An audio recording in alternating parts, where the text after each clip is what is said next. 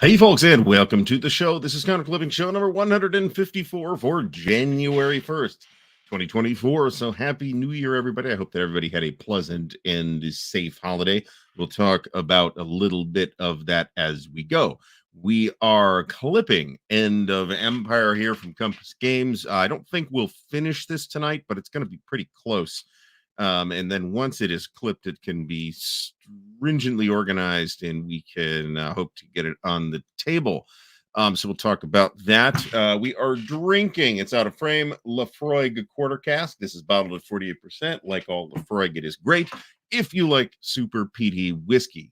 I will have an update on Winter's Victory as part of the show topic tonight. The show topic for tonight is the most anticipated war games of 2024. And I've tried to be fairly conservative about what goes on the list. I could easily have put 30 GMT titles on there, but we tried to limit it to games that are war games and games that are probably going to be out in 2024. And I have excluded reprints, which there were quite a few of that otherwise might have made it. That may get its own topic at some point, most anticipated reprints. And I'm also positive that I missed stuff, and this is going to be my outlook on that. So, bear all that in mind. So before we get started, let's remind everybody to like the video if you have not yet done so. Let's get the ticker up so I don't forget that. Like the video, subscribe to the channel if you're not already subscribed. I'd like to give a shout out to new patrons. We have David Muniz, Rob Allen, Jonathan Dyer, Aaron Danis, Carl Fung, and I think we got some other ones, but let's say the notifications that you get from Patreon are not great. So I'm required, I'm afraid, to go through the patrons again sometime in the next week or two and redo the card and all that stuff, which is less work than I'm making it sound like, because you can just dump it all to CSB, and that is actually fine. We did do a New Year's party, which is, fairly unusual for me last night, where I drank as enough for both last night and tonight. It wasn't bananas, but it was more than let's say I was pretty sluggish when I got up this morning. Let's put it that way. So, all that having been said, super chats and super stickers are on. So if you'd like to help support the channel, that's one way to do it. It is also a way to get your comment highlighted, which might otherwise get missed if you put it in a super chat or super sticker. I am guaranteed to see it. I might not see it immediately, but we will get to it sooner or later, and I will give you some kind of answer or response, even if it's just thanks very much. All right, before we get going, let's say hello to Bill Simone, Board Gaming Geezer, Bob Kowalczyk, Brian Jarvis, Chet Bell, Dale Brady, Daniel Silverthorne, Ed Meister, Greg Grant, Iggy Crichtel, the legend himself, Fucko, is here. Joe Faust from delightful Northeast Ohio, about 37 degrees here today. Joe Okabayashi, Joe Mentum, John Mogg, John Stanley, John C. from the sunny Philippines, John Clark, Jonathan Dyer, I missed somebody, Jeffrey Benedict, thanks and welcome to the show. Carl Crater from the Wargame Bootcamp, Kyle Harris, Lee Grant, Mark McNair, Marty Sample, Mason Duke, Meandering Mike, Nordic Maelstrom, Patty Rafeski, Perfidious Albion, Pete Bartlett is here, Matt Davidson, I think I got you already, but I could be wrong. Rollo Baker, Stacking Limit is here. Stigler is in the house. Stuka Joe, welcome back to the show. It's always great to have you here. The Command Tent, Thomas Bandy, Todd Miller, Vicky, welcome back. Vincenzo Beretta, William Aarons, and Wolf Dog. Let me apologize for anybody that I have missed. Hopefully, all of us here had a fabulous holiday. We have 123 people here already. And Alistair Logie bringing it home with the big contribution here. Thank you so much. It is much appreciated. The enormous support that we got in the last show, which was, of course, 2 weeks ago, was immensely rewarding. I don't know that's the word, but thank you for all the support. I will mention it again later in the show, but there's a new way to support the show, and that is to buy stuff, buy games from our friends at Noble Knight, the official sponsor of the Counter Clipping Show. There is an affiliate link in the video description. Just click through that link, buy whatever you want, and I get a little bit of kickback and store credit, which will eventually turn into me being able to do some content on a big thing that I might not otherwise be able to, because it would otherwise be too expensive. And of course, I am talking about Campaign for North Africa eventually, when the fullness of time arrives. So The thumbs up counter is fine. It just doesn't update live, which is weird, and that's a new bug or whatever it is. So I'm not sure what's up with that. So thank you very much, Alistair, for the support. It is much appreciated. So what else do we got here? So the Chit Show, thanks to real life scheduling fuckery. It's not really anything big deal. It's just, there's a car scenario that means that I will not be able to do the show comfortably on Thursdays anymore. So the Chit Show is moving to Tuesdays starting tomorrow. So tune in for that at 7:30 p.m. Eastern time. We're going to have Mike Ranella on. We're going to talk about Area Impulse games, of which Mike has been a big champion for a long time, and probably the leading designer in that space, and in particular the Stalingrad game that is being redone by, which is not on this list, but that's because I didn't think of it when I put the list together, frankly. The Stalingrad game that's being redone by Against the Odds. So check that out. Again, that's tomorrow and not the usual Thursday slot. We'll be off of Thursdays for the time being. Anyway, we will resume actual play hopefully this week, and that's going to happen on Thursdays. And that is going to pick back up with Napoleon's Last Gamble from the Library of Napoleonic Battles series. So looking forward to that. As usual, hopefully everybody got cool stuff for Christmas. I got some cool stuff, but none of it was Wargames. But there's there's more than this, but there's a couple of Wargaming relevant things that I did pick up. I'm not going to spend a ton of time on this, but in this bag is a powered lavalier microphone. That's going to be super handy. You will see this get busted out sooner rather than later.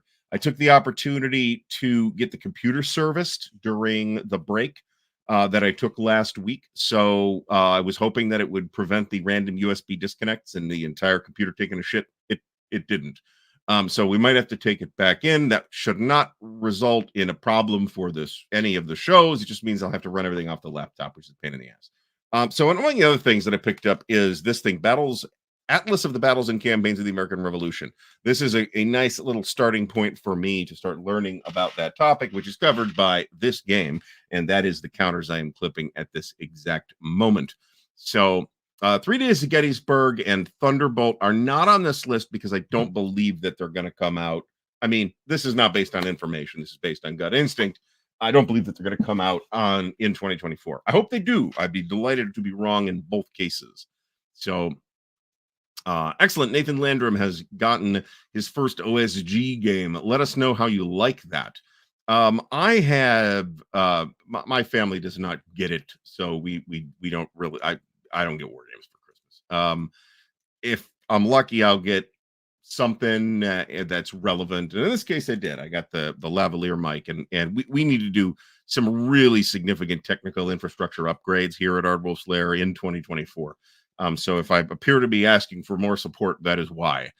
We need a microphone. That's the lavalier microphone, but I need to replace. You can't see it, and I'm not going to screw the sound up by moving it into frame. I need to replace this Blue Yeti. I need to get an actual condenser mic, which means you don't need to just buy a microphone. You need to buy an input device as well that provides power to that.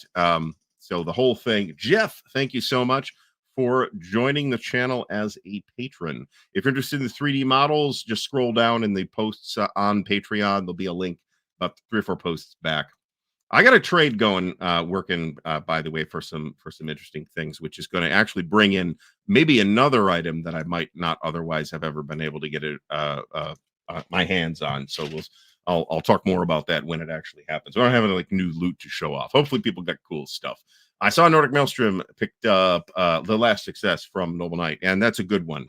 That is Wagram and Asper Nestling, which is not exactly a success, but it's that 1809 campaign in the Danube Valley, which is a high point of interest to me personally, and that's something we may talk about in a future show as well.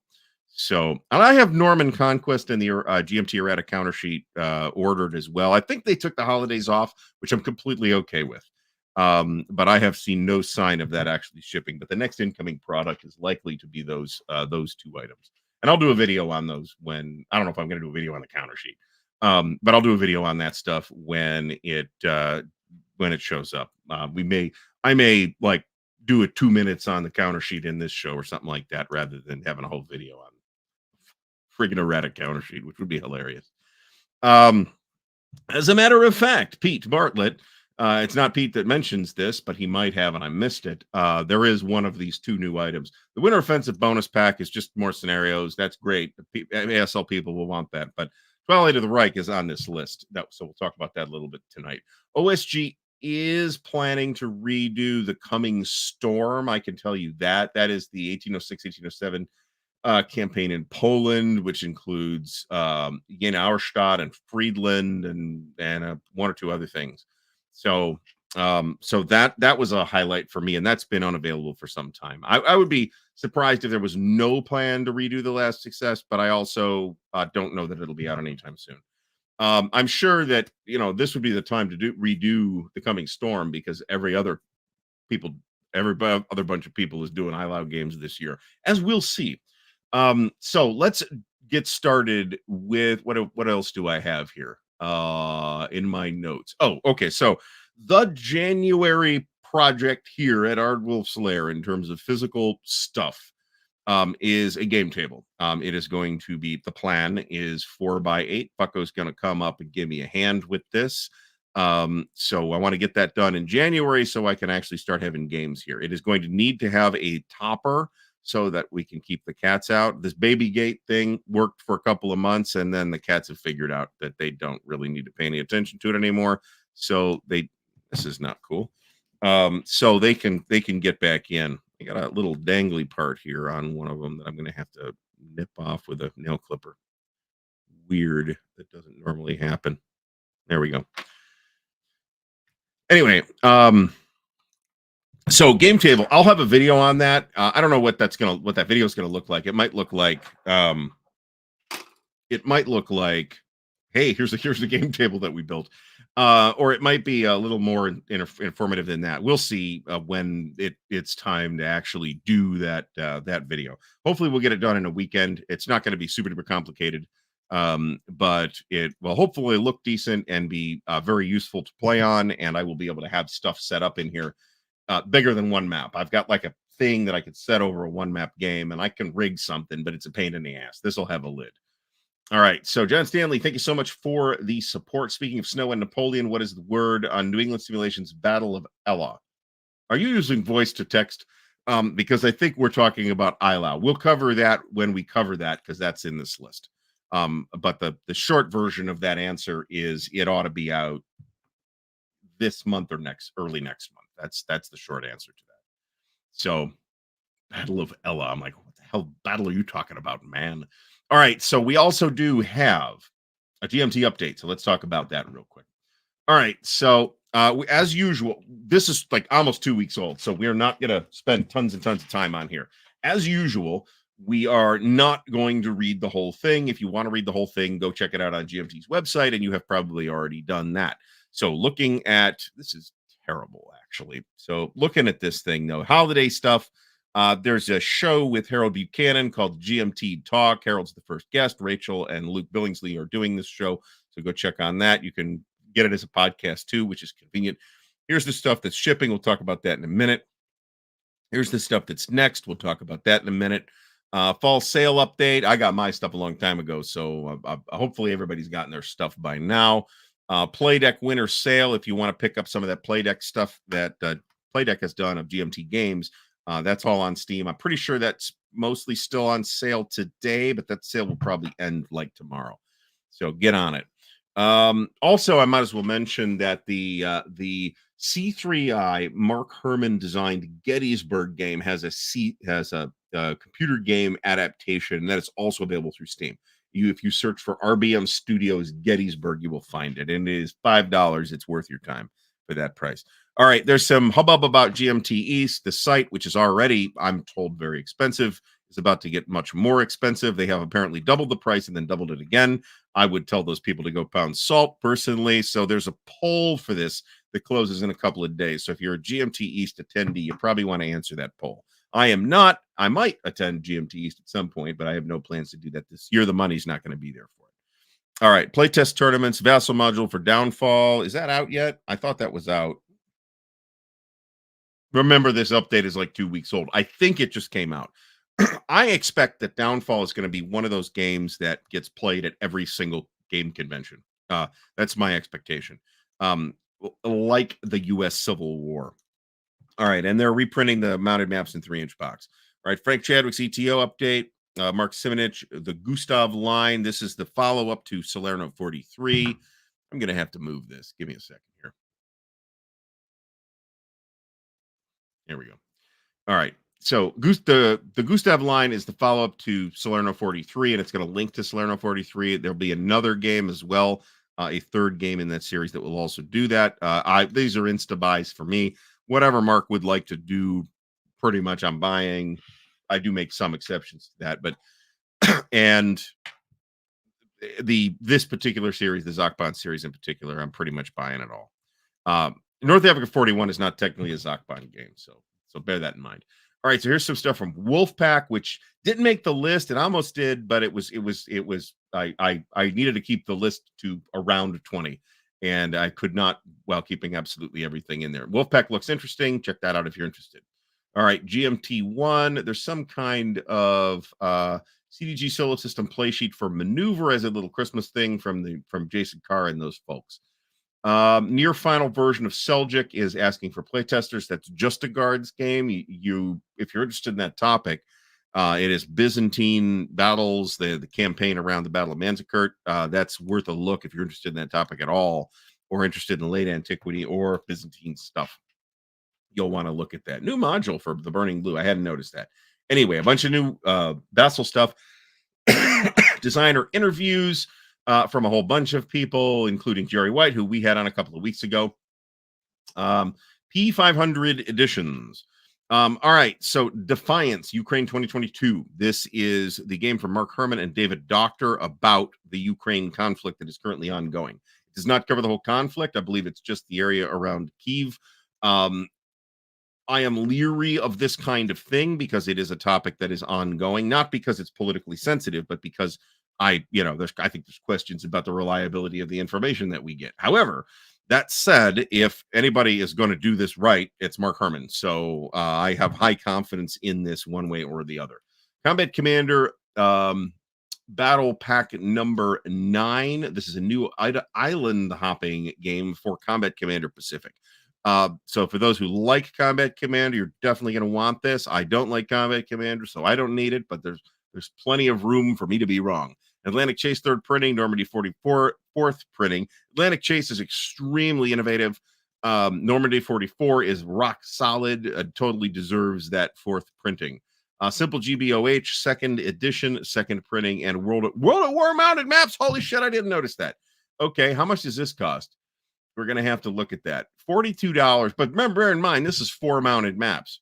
I wonder what Bruce had input on that, because he's a fan of magnetizing everything, and that's not gonna play nice with mounted maps. So recent P500 edition. Let's check in on the chat here real quick. So for the record, Stigler is pissed that not one of the 3 Napoleonic tactical games that should have landed in fall were delivered in 2023. This is true. However, I wouldn't certainly not characterize my personal position as pissed in this case. It's a thing that happened. It's unfortunate. It's kind of a weird coincidence that all 3 of them suffered a similar fate here. But I do expect, and all 3 of them are on this list, by the way. And another one that I'm going to mention, but I have like no solid information on it. I wasn't going to run down Facebook posts for it.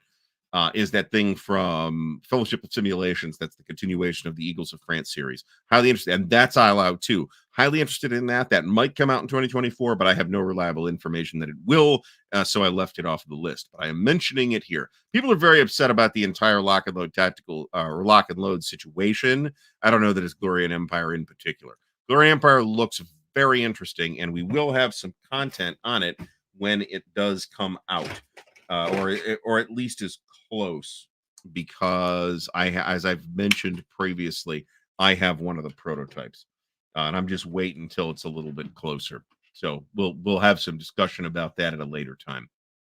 All right, New P500 editions. I'm not going to zoom into any of these. The interesting ones, I think, are honestly Defiance and Combat Commander. Everything else is a reprint or an add-on of some kind. So check those out if you are interested.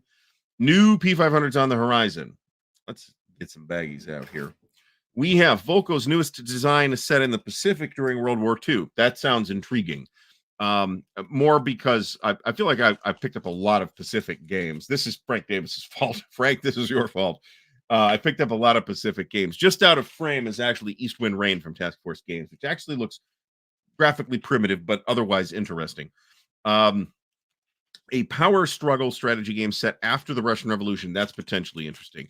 A new Battles of the American Revolution series game. I'd be willing to look at that, but I'm probably going with the tri-packs rather than with the individual games at this point.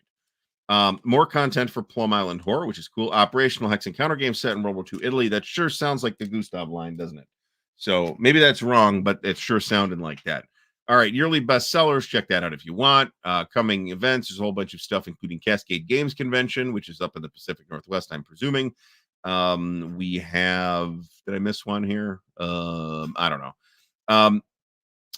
More stuff. I'm trying to get to, here's some stuff from the Board Games Chronicle, which is doing some really, really good work, by the way. So check their channel out if you are interested in this particular material, which is for Atlantic Chase. They did a bunch of stuff. I've done a lot of stuff recently for a number of GMT things.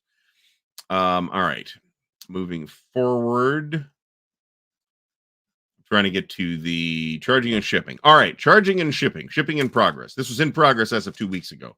So the replacement counter sheet, or the errata counter sheet, we're calling it a replacement apparently to be polite, but it's an errata counter sheet. Banish all their fears at Norman Conquest's Men of Iron Volume 5, which I'm very much looking forward to. You'll see a video on that from me when it shows up. Tanto Manta, which is another sort of sister game in the same family as Here I Stand and Virgin Queen. It's probably going to be interesting for that reason alone. Got a weird heartburn situation going on. It's probably too much cheesecake. I've been eating a lot of cheesecake. My wife makes really good cheesecake. So, and I eat it. So, all right. Next, charges and shipments. This is Wednesday, January 3rd, which is 2 days from now. Commands and Colors Medieval second printing. Commands and Colors Napoleonics. Expansion 6. Epic. Napoleonics second printing, Panzer North Africa, and Vijayanagara. Vijayanagara of those is the most interesting one to me, but Panzer could easily float into that space as well because it's an interesting looking game system. We are getting into the last of the British counters here, after which the only counters remaining to be punched and clipped will be the French. So, I haven't taken the leap with Panzer at this point. It's a thing that could potentially happen. All right, so we've covered that. At the printer, no ship date yet. A Guest of Robin Hood, Bayonets and Tomahawk second printing, Clash of Sovereigns / Class of Monarchs mounted map, and the Clash of Sovereigns update kit, which I am given to understand it needs rather badly. We have For the People, fourth printing. Now, I didn't order the fourth printing, but I did order the mounted map and 3-inch box. The map has new art. It is really nice. The new box is absolutely stunning. And it's a 3-inch box, which means the whole thing will fit a little more comfortably in it. I have mine in the 2-inch box, but that's only possible due to the miracle of 3D printing. Which is another thing I'll talk about probably in the next week or two, but the 3D printer's still down. I decided I wasn't touching it till January, but now it's January, so I really got to fix it now. So maybe that'll happen this week, but I got stuff to do here. France 40 second edition plus the mounted map. I had this on pre-order and I backed off because of cheapness. I just didn't want to spend the money. I will pick it up at some point. It's just I didn't get in on the P500 on it.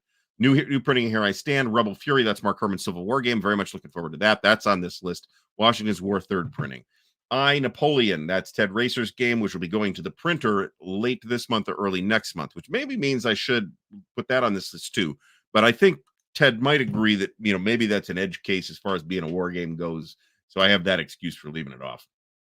In final art and proofing, from this point forward, we will only talk about the changes. Moved up to final art and proofing the downfall mounted map in 3-inch box. I don't know what they needed to proof because it's already proofed, but cool. Red Dust Rebellion, that's the sci-fi coin game. That is, I'm not sure if that's on this list or not, but if it's not, it was one of the things that almost made this list. In the art department, nothing has moved up. Nearing art department readiness, nothing has moved up. Content creators, including here and a bunch of other cool stuff. So check all this stuff out. Anything cool that I need. Here's the Wolfpack cover. It looks nice. Let me zoom out here now. Here's the Seljuk cover. So the Justin, the designer, posted this a few days, a week or so ago. It's a really cool cover. The artist here is not a standard Wargame artist. He is an artist who does heavy metal album covers. And this looks great. So I'm glad we're reaching a little farther afield for cover artists now. Here's some cards from Red Dust Rebellion. They look great. I'm looking forward to Red Dust Rebellion. Anything else interesting that we need to look at as far as covers or maps or any of that? I'm not really seeing anything. If you want the full details, as usual, go check this out at GMT Games. Let me go here because we're clearly not going to get a good look at any of this. I need to get the chat up though. And I've unfortunately dumbly set everything up in such a way so that the microphone is blocking my field of vision here. All right, so let's get into 27 minutes in, so time has not been horrific. I feel like, I mean, I love plenty of Roger McGowan covers, but I do feel like GMT is, and maybe this is just because Roger's got his own gigs going on. I do feel like GMT is much, much more often nowadays reaching outside of Roger and having other people do box covers. So, all right, I'm trying to get okay, so Perfidious Albion says systems designed to be accessible, but would disappoint folks who like the miniatures feel the more complex GBACW. I think we're comparing it to Glory. I think that's an apt comparison. Same designer, originally Richard Berg. But then Stigler asks, does GBACW seem like minis to Perfidious Albion? And I'm like, maybe, but not to me. To me, it's a quintessential Hex Encounter war game rather than anything that feels like miniatures. There are war games that, like Hex Encounter games, that feel like miniatures, but I don't think that GBACW is one of those. I did feel like the Commands and Colors does to me. And that's probably less justified, to be honest about it. Petty Rafesky says that Red Dust Rebellion has a retention. Just wonder if it isn't historical, and that is what I lead on when teaching coin. I'm actually really interested in this game because, in part, it's not historical. Because I think it will be able to lean into those mechanical assumptions of coin without necessarily being beholden to an actual historical thing. The fictional history in the game can be tailored to suit those mechanical assumptions. So in addition to, I'm a huge fan of The Expanse and other stuff that certainly it has inspired Red Dust Rebellion and Babylon 5 as well. So I'm kind of all over Red Dust Rebellion for a couple of different reasons. There's some sci-fi stuff that I didn't make this list not because it's sci-fi stuff, but because I just didn't have room for it in this list. So, all right. So let's get to the topic and let's get rid of World at War here. All right. This is a placeholder because I don't have a webpage for this. This is the folks at Marshall Enterprises. In 2024, I do expect to be released the next Marshall Enterprises Labatai Premier Series game, which will be Egmol. That is a really interesting and important battle that has not gotten tons of attention. So I'm all over that. I will happily buy that from the fine folks at Marshall Enterprises. There are things that are not on this list because I didn't have a webpage for them. But in this case, my confidence is very high that will be out. So I decided to mention it anyway. There's no way to pre-order that. Another thing that might be out is a new Labatai game from Clash of Arms, but that's not being mentioned on their webpage. So I left it off. I think that could be one of any number of things, but it might be a reprint too. So that might be my excuse for leaving such a thing off. Flying Colors is minis influenced. I would agree with that, but I don't believe that the influence is direct. I think that the influence comes through Wooden Ships and Iron Men, which is itself miniatures influence. One of the few things that tempts me as a non-miniatures player in the world of miniatures is Age of Sail miniatures, because you wouldn't need like a million miniatures. You could have 10 miniatures and it would be plenty, which is approximately the pace at which I get miniatures done. So, not that I have time for that. All right, so moving along. Next, we will deal with GMT all at once. So, probably of the stuff that I believe that is almost will definitely be out in 2024. At the top of that list at this point is Mark Herman's Rebel Fury. There are probably other games that are more highly anticipated by me, but I don't know that they'll be out. Those include Thunderbolt and the new 3 Days of Gettysburg. But in the meantime, this is based on the game that appeared in C3I, which started with the Gettysburg game, but then moved to the Waterloo game in the following issue. And this is based more on that Waterloo version of the system, where it kind of takes one step back or two steps back, perhaps, and is a more of an operational game. And I think this system works better for that than it did just dealing with the Battle of Gettysburg. Now, it is interesting for a number of reasons. One, it's a treatment of some battles that we don't really see a lot of, and that includes, where's the list of damn battles? There's a list of battles on here somewhere. But Mark has videos on this too, so check that out. Um, Gosh darn it, I thought there was. It's Chancellorsville, Chickamauga, Spotsylvania, and the Wilderness, and I forget what the other one was. There's two more campaigns. There we go. So Chickamauga, Chattanooga, Missionary Ridge, Chancellorsville, and Fredericksburg. And Fredericksburg is solitaire. Several battles are linkable, so you can have a Chickamauga, Chattanooga type campaign thing, which sounds really cool. Joe Prez, is it correct to assume that Marshall Enterprises ECML will not cover the Abensburg portions of that action? I don't know if that's the case or not, to be completely honest. Hopefully we'll have Dennis back on and we can have that discussion with him. But I'm sure we'll also have some coverage of that when it gets a little closer. Oh, this is another one. Doug, thanks for stopping by. Close Action is another one of these Age of Sail games. It's kind of the more detailed cousin of Wooden Ships and Iron Men. And I've played it and I have it, and it's very good. This could also easily be played with miniatures. Wooden Ships and Iron Men can easily be played with miniatures. Close Action is a little harder just because it's more of a squadron level game. So you just need more miniatures, but you could totally do it. Wouldn't be much of a problem. I am not paying attention to the Michigan game right now. However, just FYI, I will be rooting for Michigan in this case because fuck the SEC and fuck Florida State too. They can just shut up now. Not like I don't have an opinion on it. All right, so moving on from Rebel Fury. Next up is Stigler's very own By Swords and Bayonets. This is for the Great Battles of the American Civil War series.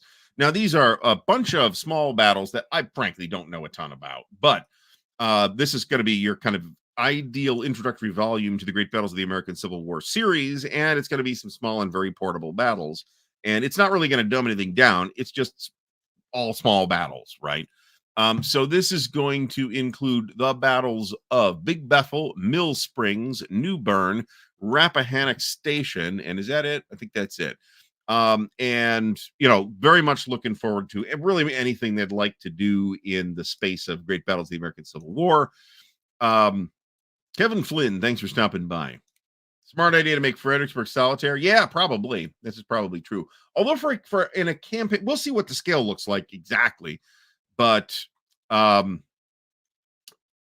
the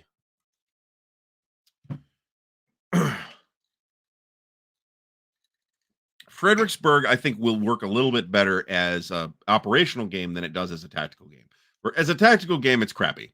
So apparently there's a Michigan touchdown. Feel free to put that in the chat, although I'm going to try not to pay attention to it. I don't want to root for Michigan, but in this case, I have to. So I was irritated on behalf of Florida State, but then they absolutely shit their pants. I'm aware of the fact that a bunch of their players didn't play, but still, they absolutely shit their pants. They got smoked by Georgia. Moving on from Buy Swords and Bayonets. Also, I'll highlight the price here at $38 on P500. That's super cheap. Shipping will be over half that. Hubris, Twilight of the Hellenistic World. This is a card-driven, point-to-point CDG by Morgan, whose name I'm going to ruin here. Morgan Guyon Reti. Morgan, I'm sorry if I've mangled that too badly, but I am American and from Ohio. So there's that. So rooting for Michigan is like playing Burnside. Yeah, possibly. One of the things I don't want to bust out another game to start clipping without having finished games I'm clipping. Those include, it's all clipped, but it's not fully organized yet. That includes Death Valley is actually the current project. But then I diverted from Death Valley to do Axis Empires, and now I got to that's all clipped, but I got to reorganize that. But there's an Antietam game on the shelf here, which is in their Quiet Fields 2, which I'd like to get clipped because I want to play it. But I resisted the temptation to start clipping that. It's only a counter sheet and a half. I probably could have finished it tonight, but still, I didn't want to deal with that. So Hubris, this is it's basically the successors. Alexander the Great dies, and his companions would be successors. The Diadochoi have a series of wars over that empire. Mounted map. It's card driven, like I said. This looks good. There's not a lot here. There's a map. Here's the map. It's not the final map, obviously, but this looks very interesting. And I have a high opinion of Morgan as a designer also. So I am 100% on board with this. And I do hope that it'll be out, but I think it's late in the process. So I think we'll see this in Q1, maybe early Q2. So Hubris is also on the list. I tried to limit this to 5 per publisher, and it didn't quite make it in the case of Compass. Seljuk, Byzantium Besiege. So this is, as mentioned, Justagard's design on this 1068 to 1071 campaign between the Turks and the Byzantines. Very interesting. We had an interview with Justin about it, so check that out if you are interested. The map looks fantastic. The box we just looked at the box. I'm not going to show it again. The box looks fantastic. High hopes for this. And this is in the Levian campaign series of operational medieval games. Jason W., if you're here, I'm not mentioning your game on Sicily because I wasn't sure it was going to be out in 2024. That's my excuse, and I'm sticking to it. Did anyone else's screen freeze? I certainly hope not. This is the game I recommend to people for the Library of Napoleonic Battles series for this reason. So you could just get the deck and not have to worry about buying the decks individually from OSG. So there was a Stigler complained about the maps for Panzer again. I don't think there's really anything wrong with them. They're not amazing looking, but I've seen way uglier maps than that. And so is he. So all right, Red Dust Rebellion. This has made the list, as it turns out. This is a coin game. It is a science fiction coin game about a hypothetical rebellion on Mars. As mentioned, I'm not going to really go over it again. Eric from Eric's Table Napoleonic Battles. Since you're here, Eric, let's ask, will the Labatide Ekmol game from Marshall Enterprises include Abensberg as well? Eric will, if anybody knows, it will be Eric. So... and also pipe up if you're going to have a stream after this show is over in approximately an hour and 20 minutes, by the way. So Jason W. needs to make the cut. Oh, it's got to make the cut. Come on. It's going to make its number. I'm not worried about that at all. It's probably worth a show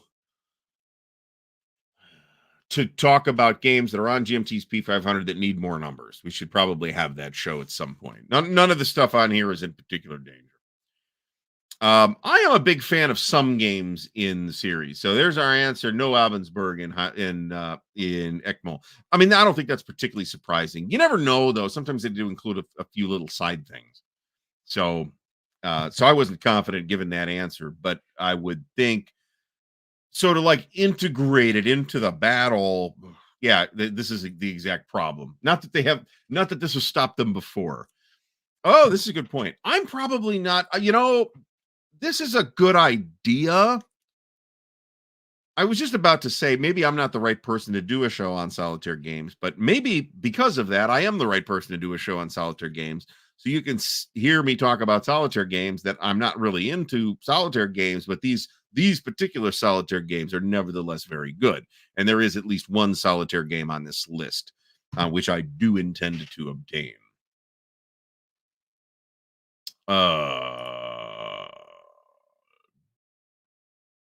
This is a tough call. Nordic Maelstrom asks, which series do I like more, the Library of Napoleonic Battles or La Bataille? I this is a bit of a tough question. They are very different series, other than both being Napoleonic and both being fundamentally battle games. I believe that I have, there are nits I could pick for both series. Where I am as a gamer and as a Napoleonic gamer in particular, is I think La Bataille is better aligned to me. Bear in mind that means largely large games, right? Large to very large games that will not be playable in a single day or a weekend.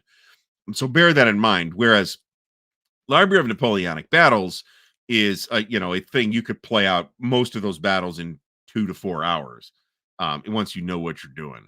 So yes, this is correct. Joe Perez mentions this. So the OSG Library of Napoleonic Battles games included a deck of cards in each game up to Napoleon's Wheel. However, the decks were individualized to those games, and they decided it was going to be more economical and they could support it just as well by having one deck, and then you'd get a sheet in each game telling you which cards to leave out. So starting with Napoleon's Wheel includes that universal deck. The subsequent games, there's 2 or 3 of which that came out after Napoleon's Wheel, do not have a deck. And if you want it, unless you get Napoleon's Wheel, you will need to go and get the decks separately from OSG. And they're a little bit pricey. I think they're like 20, 25 bucks a piece. They're not insanely expensive, but that's like $50 or something like that just for the 2 decks. So I say just buy Napoleon's Wheel. It's a game you want anyway. It's got good stuff in it. So all right. So Red Dust Rebellion, moving on from that. Looking forward to this for the aforementioned reasons.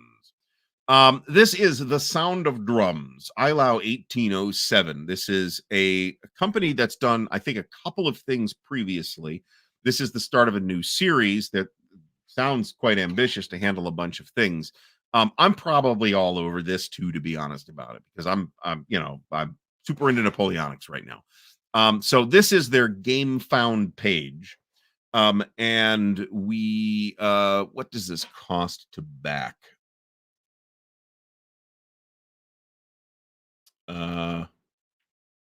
I don't know, but it's fairly reasonably priced. And this is going to supposedly start shipping like this month, like late this month or early next month. So I'm very much looking forward to seeing this as well. And it's going to be, this huge year of ILAO. That was supposed to be 2023. 2024 gets to be the year of ILAO, apparently.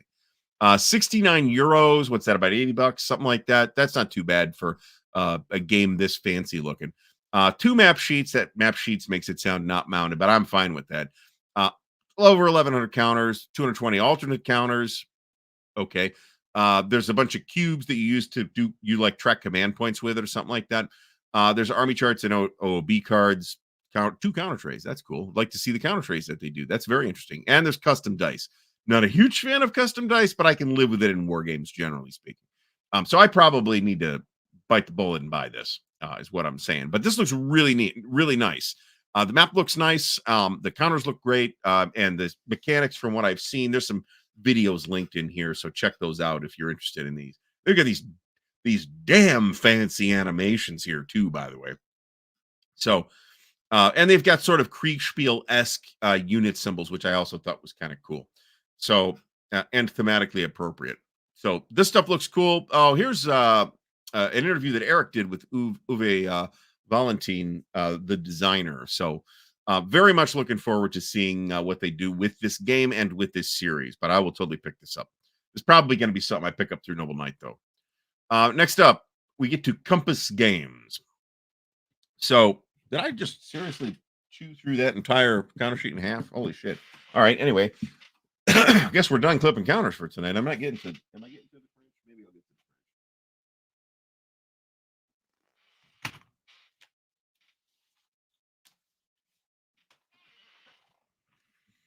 I think we got some Native Americans to do here as well, by the way. I do have actually some more Americans. We'll do some French. That's fine. All right. So this is annoying. This is the last gamble from Compass Games. This is Danny Parker's final word on the Battle of the Bulge. Danny is one of the foremost living experts on the topic of the battle, in or out of wargaming. He has written a bunch of books on the topic and has edited some others. I have a few of those. I don't know that I have them all. But Danny's the guy I would look to do an awesome Bulge game. In addition, this should be out around March, by the way. In addition, I know some of the people who have been in on some of the playtesting and or gameplay, and they speak very highly of it. Those people include Bruno Senegalio, who's also one of our foremost living experts on the Bulge. So absolutely stoked for this. And we will absolutely be doing stuff on this as far as coverage is concerned as well.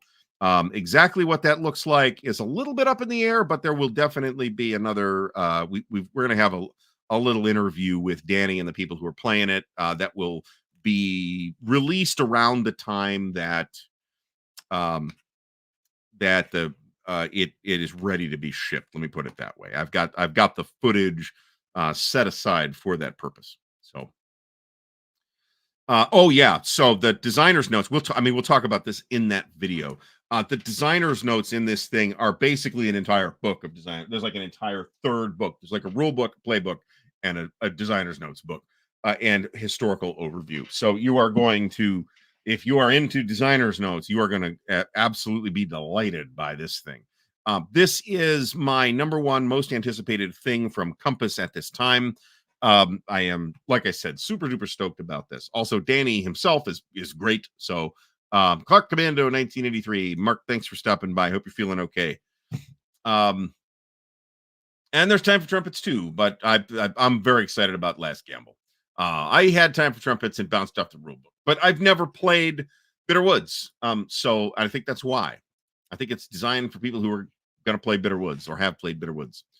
All right. So next up is Spring Prelude, Second Kharkov, May 1942. This is another of the variable combat series, or whatever we're calling this series at this point, games from Greg Blanchett, in the same vein as Fall Blau and Kharkov battles. And as my opinion of those games is, I have not played them, but it's pretty high. I think I will like this one as well. So this is another one that I am very much looking forward to getting from Compass. I don't have a lot to say about it other than that, but it's Second Kharkov, right? So we're all somewhat familiar with this battle. What is this? 2 maps? 2 maps, 3 counter sheets. They're going to be half-inch counters like the other games in the series. Nice looking map too. I don't know if this is the final map or not. Nice looking map. The map for Last Gamble is phenomenal, by the way. Absolutely phenomenal. All right, next up is Greg Smith's Atlantic Sentinels. So this is the solitaire game about fleet escorts in the Battle of the Atlantic. Along the lines of the Hunters, except that you're playing the escorts and not the U-boats. This will be linkable with the Hunters and presumably with the Hunted as well. That is incredibly ambitious. I was talking to Greg about this, and he apparently wasn't sure how to do that and really wanted to be able to have that integration before he did this game, and he figured it out. So I do expect to see this thing in 2023. Very much looking forward to this. This is another one that I am definitely, frankly, though, I feel like the, all right, let me get slightly caught up here. I don't know if this has come. This is interesting too, actually. And that's a Compass Games item. But I'm not sure this is going to be out in 2024, so I left it off this list. It does look interesting and might otherwise have made the list if I had a firmer idea of schedule. Greg Grant says he's curious to see if it makes a splash given the lukewarm reception of Time for Trumpets. I think the lukewarm reception of Time for Trumpets is based on the fact that it's got a rule book that is very difficult to learn to play the game from. It's not that kind of rule book. I think that for the kind of game that it is, that's a bit of a weird choice. I think there's probably a good game there. I just wasn't willing to extract it given the surplus of additional bulge games that are available. So I think I think to me, I'm happy to deal with Last Gamble. Let me put it that way. And I've actually leafed through the book, and it's an actual rule book and not just like a book of charts that you're just supposed to know how to play the game from. So there you go. There you go. John C. mentions that Atlantic Sentinels is sitting in the Compass warehouse, just waiting for Bill to give the thumbs up for it to ship. So yeah, anytime. That's a Compass Games thing. It's weird. It's a weird Compass Games thing. That's not a complaint. It's weird. I'm glad that Bill can make that work. Let me put it that way.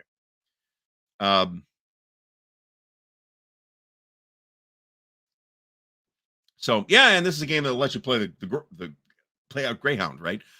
So I expect this to be fun as a standalone, and it's as in terms of it's really going to add another dimension to play of something like the Hunters or the Hunted.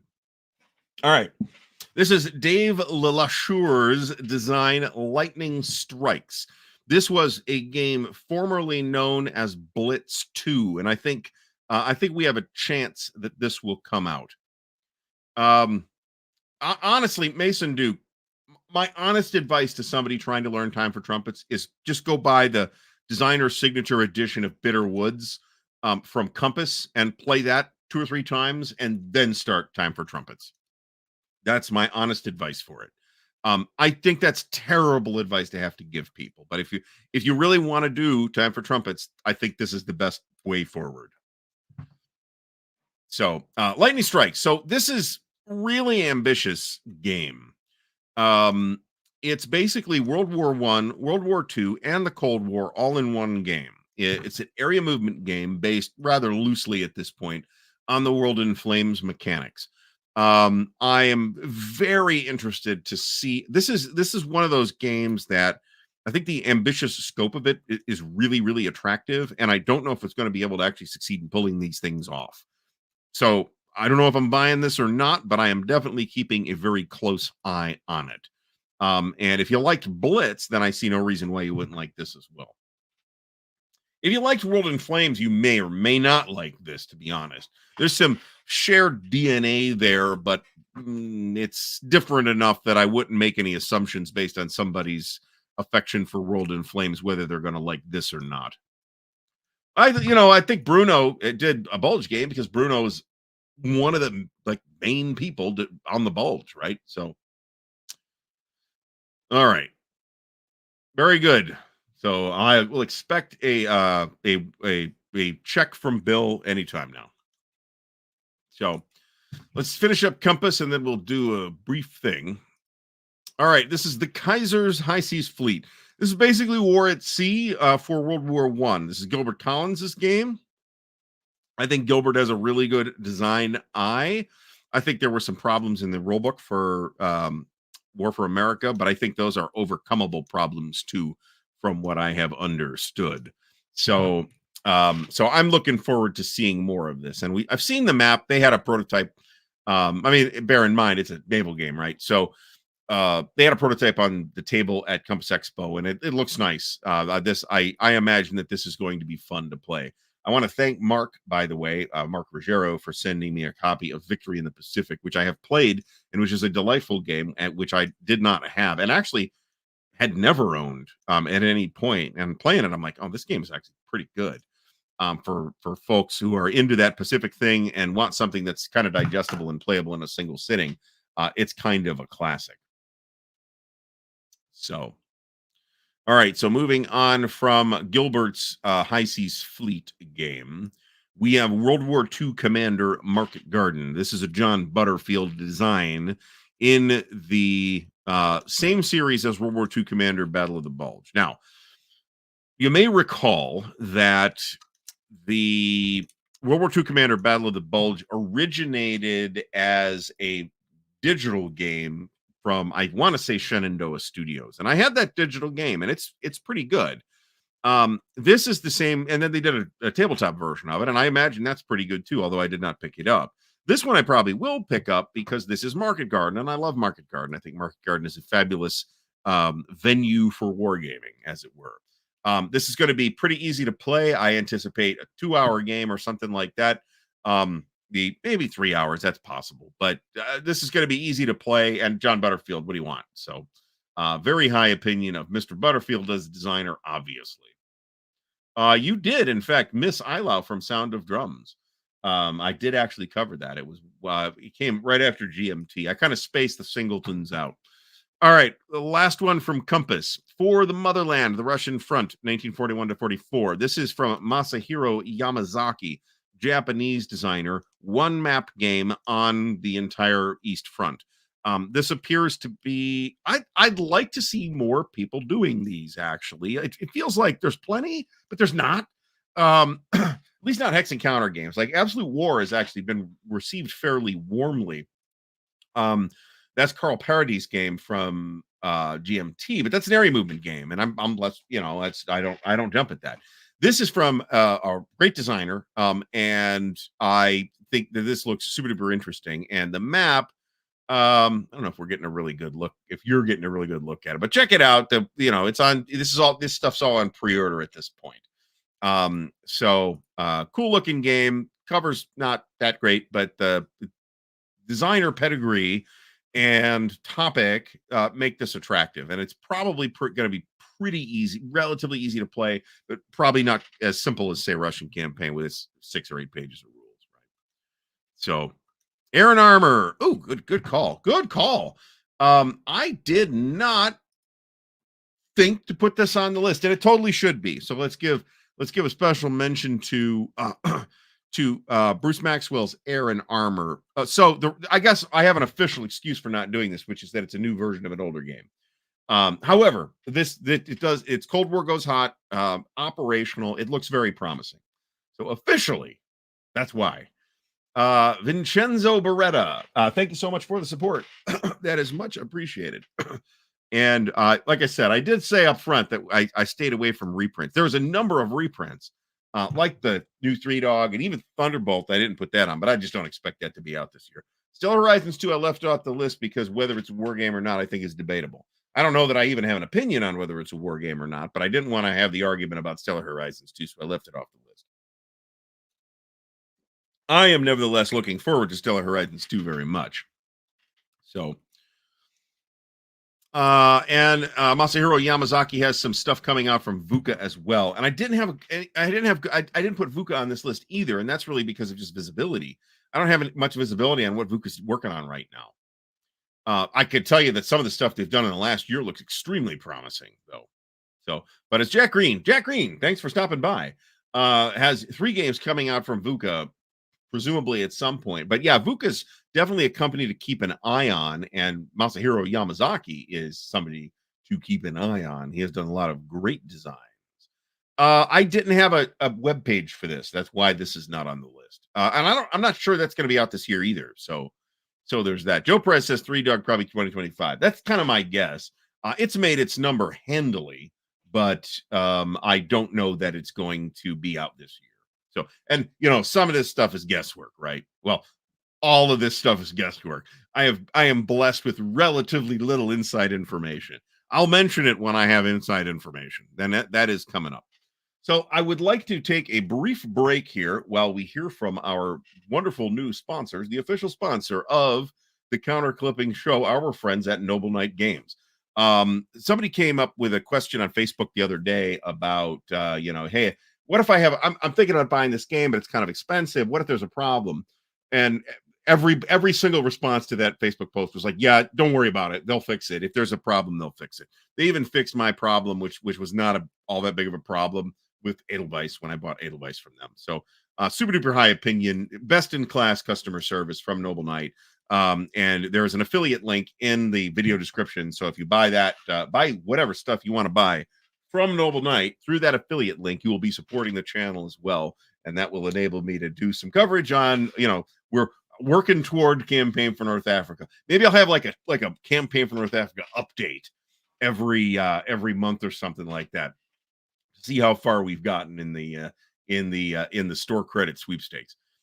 So let's hear from Noble Knight. Here at Noble Knight Games, we've been carefully growing the world's largest selection of board games, role-playing games and dice, war games, miniatures and paints, card games, and more. Going on 25 years now. Our rustic castle contains more game and hobby goodness than you can shake a stick at. Complete with careful packaging and the finest customer service the land can provide. You can buy, sell, trade from anywhere in the world, just like nature intended. Noble Knight Games. All right, so thank you, Noble Knight Games, the sponsor of the Counter Clipping Show. That is much appreciated. All right, so Nordic Maelstrom says, Compass games have been a put off. I don't know why that is. Mainly have GMT games and one MMP game. I like to get more MMP stuff. I mean, there's plenty of questions about quality from Compass over the course of Compass's existence. But I mean, I think to some extent, at least, that's definitely been overblown. Let me put it that way. Joe Perez says 3Dog 2025 comes from a Facebook post from the designer, and Stigler backs that up. He says it's super unlikely because they're still doing substantial play testing. So I like a lot of this stuff that Compass does. Some of it's stuff that is going to require a little bit of massage work to really get the most out of it. But in some of those cases, I think it's worth that effort, right? So, all right. So next up in the list, I don't think we're going to have quite 2 hours worth of content here. Maybe I trimmed this a little too tightly. The Fate of All from Thin Red Line Games. This is Strategic Con Book 1, Alexander's Campaign Against the Persian Empire, the First Diadochi War, and Other Deeds. Okay. So this is loosely inspired on SPI's The Conquerors, says the first word in the description here. But then more recent stuff from Fabrizio suggests that it's maybe not that closely based on The Conquerors. I think they've gone significantly afield from The Conquerors. I have The Conquerors. I just didn't get the Greek stuff. I got to talk to my contact about that, see if those have turned up. Rome of Victrix actually also looks fairly interesting, Nathan Landrum. And it did not make this list just because I wanted to keep this list fairly tight. I would anticipate that will be out in 2024. The webpage listed as Grand Strategic, but it also has aspects that sound more operational to me. And operational ancients is always of interest, even if I am forced to do it on an area map. So, nice. Nordic Maelstrom, Panzer's Last Stand, Brazen Chariots is a first war game. Not a terrible idea, actually. Panzer's Last Stand is one of the 2 that I haven't played, and it is one that I am very interested in playing, but I'm just as interested in playing Valley of Tears. So I don't know what this will cost, given Thin Red Line's typical print runs, which is a few hundred. I expect this to be relatively expensive. It will have 5/8 inch counters, and a bunch of maps. It's going to be nice. The maps are totally gorgeous, I think. Absolutely great looking maps. So and there's like what the hell is this? And there's I somehow managed to click off the page. There's a battle game too, so you can like zoom into the tactical battles and do the tactical battles on this thing. I'm less interested in that, but there's also a system that you don't have to do that if you don't want to. I expect this to be out basically any time.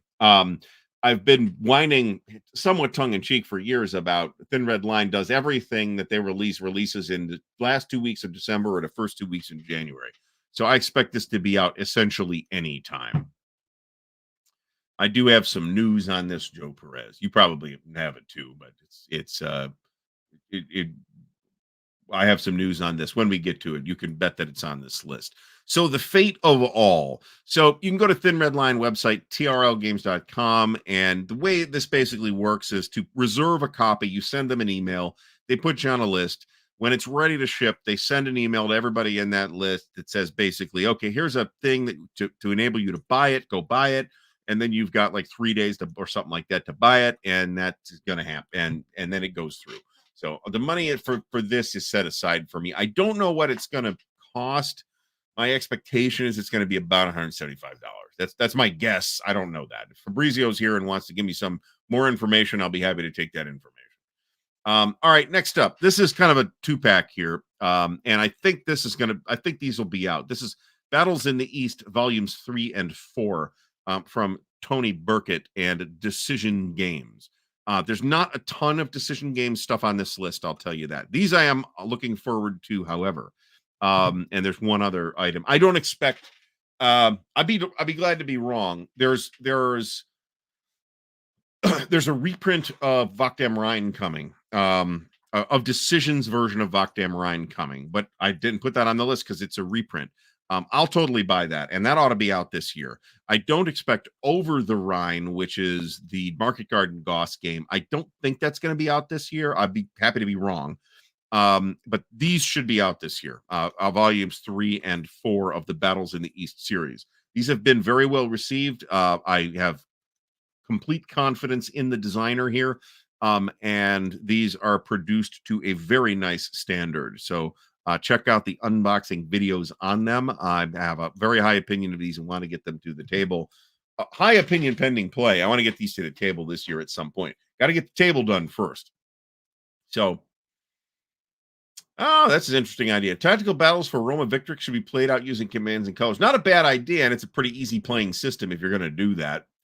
All right, so the other thing from Decision is this game. This should be out around mid-year. World at War issue number 97. This is Drive on Leningrad.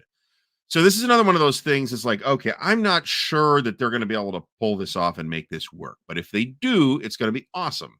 So I am expecting the reprint of William Aarons. I am expecting the reprint of Army Group North this year. Army Group South, I'll be delighted to be wrong, but I would be shocked if it came out this year. It could come out in 2025. That's a possibility. But Army Group North, I do expect to see this year. So this is a magazine-sized game, and the idea here is that they're taking the maps from war in Europe and putting them in a magazine and then designing a game that fits on those maps. And then you'll, in principle, at the end of all that, be able to integrate everything together.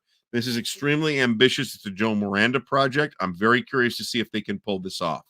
If they can, it's definitely going to sound something. It's going to feel pretty different, I think, from War in Europe. The whole thing is going to be called Campaigns in Europe, and it's going to be released in World at War magazine, and we should be able to see these around mid-year. And I don't know if they're going to do them like one after the other or what. But you saw the videos, Stigler. They're nice. They're easy to play too, right? So you could bust one of those out, and they're not like tiny games, easy to play. You could play it in a sitting, but there's like 8 pages of rules. They're super easy to play, and like 1 page each of game specific rules. So they look really promising. So John C says there's nothing sacred anymore. There you go. Jeff Beeler mentions this. Yeah, I mean, I could have plucked a lot of these out, but I don't have a lot of information on a lot of these games. I've actually talked to Doc about this, and this actually sounds fairly promising. Like I said, I think this particular thing is going to be very difficult for them to pull off, but if they can pull it off, it's going to be pretty exciting. So I'm looking forward to that. All right, so I skipped ahead here somehow. Let's move back to Glory and Empire. First Victories, Wellington versus Napoleon. So this is one of the late things from Lock and Load Publishing. This looks extremely promising. I am very much looking forward to giving this a try. As is typical for Lock and Load, it will be extremely well produced. And I do expect this to come out now. So just so I'm being clear about this. S&T is Strategy and Tactics Magazine. If I said Strategy and Tactics Magazine, I meant a World at War magazine. That's where that Campaigns in Europe stuff is going to come out. But yes, it's the same magazine that's now owned by Decision Games and has been for longer than it was owned by SPI. And they have the rights to a lot of SPI's games. Not all of them, but a lot of SPI's games as well. So Glory and Empire First Victories. This is a very interesting looking game. designed by Terry Doherty, who is a veteran Labatai player and who, in fact, did the Labatai de la Moscova third edition from Clash of Arms. Very promising looking games. Captain Button, welcome back to Wargaming. So, very promising looking game here. And like I said, I've got the prototype in the other room, and I've pawed through it and haven't done anything with it yet, just because it's like, okay, so what's happening with the release? I'm not sure. I had high confidence that it would come out, but there was like no word, and then there was no word, and everybody was deciding that they were going to shit their pants about what's going on with Lock and Load. And then Lock and Load actually said, okay, so here's what's actually happening with the various things that we have that we've already taken people's money for crowdfunding, of which there are 3 projects, and this is one of them. This is one of the 3 that I am super duper interested in. One of the other ones is a World at War 85 thing, and I think another one is either a Nations at War or Lock and Load Tactical thing. I'm less interested in those, even though I like Lock and Load Tactical. I'm less interested in those. This I am all over. This is battalion level Napoleonics. So something that's a little more modern than Labatai would be great. I think Labatai right now is best in class at its scale, but there's not a lot at its scale. This will actually give Labatai a little bit of competition at that scale, and competition is great. So, taking a break. I did take a break. We had a word from our sponsors from Noble Knight. So, all right. So next up, let me close this and this. We're going to get to multi-man and then a couple of Napoleonic things. I've got 3 multi-man things on here. Now, there are other things that I think might come out in 2024 from multi-man. One of those things is OCS Forgotten Battles, which obviously I am all over. However, it's still not up for pre-order, and I'm unwilling to put it on this list if I don't have at least some idea of when it's coming out. I think there is a decent chance it will come out in 2024, however. It'd take me at least a month to start saying 2024 instead of 2023. So I think we might see that, but it's not officially on this list because I don't know that it's coming out. This should be out at Winter Offensive, I think. This is maybe not Winter Offensive, actually. I'm not sure about that. If Pete Bartlett's here, he can tell us if he's still here, but it might be past his bedtime too. All right, so this is an ASL historical module, endgame in the European theater, 44 to 45. So this is East Front, all the way to Berlin type of situation. So highly interesting. All right, so these are all Native Americans, so they'll go with the Native Americans. So this is going to have 4 maps, big, interesting. 4 geomorphic double-sided maps. Interesting. Is this not a historical thing? So it does say it will be released at Winter Offensive. So if you're going to Winter Offensive, you can get it for the pre-order price and not buy it here. This I will probably order, and it's already at 352. So I am late to the party on this guy. This I will probably order. It's just going to be like tons more stuff for late war Eastern Front stuff. I'm a little unclear as to whether it's considered a historical module or not. Skirmisher 4, I didn't put Skirmisher 4 on the list because I want to put a magazine on the list, but then again, I put the World at War thing on there. But no, I'm pumped about Skirmisher 4. I put another magazine on here, so there you go. Skirmisher 4 should be cool. I didn't put it on here. So trying to see if someone has cleared up whether Winter Offensive is MLK weekend in Baltimore or near Baltimore. It is Multi-Man's Publishing's event. Yeah, this has been the pattern, but it doesn't say historical module, so I'm a little unclear on that. So Marty says it's not a core module, it's not a HASL either. The maps are geomorphic and there are city overlays. That's what I'm seeing here. 4 geomorphic maps and 49 new overlays. That's a lot of overlays, by the way. Plus 2 counter sheets, plus new rules stuff, and 17 scenarios. So it sounds like it's just more scenarios. I'll probably buy this. I think I'm going to buy this. But if I'm going to buy stuff from Multi-Man, I'm going to pre-order it. So I should probably get off my ass and pre-order this. So, and then Doug from Tabletop's Edge says it's not an HASL. I figured it was. Maybe I'm conflating this with the late war Berlin thing that has been thrown around for years now too. That's possible. But this, I expect this to be good. 3-inch box, maybe. I wouldn't assume it's a 3-inch box based on the contents here. Not a thing I particularly care about in this case because it's it's not like I can store ASL into boxes. That's just a ludicrous idea.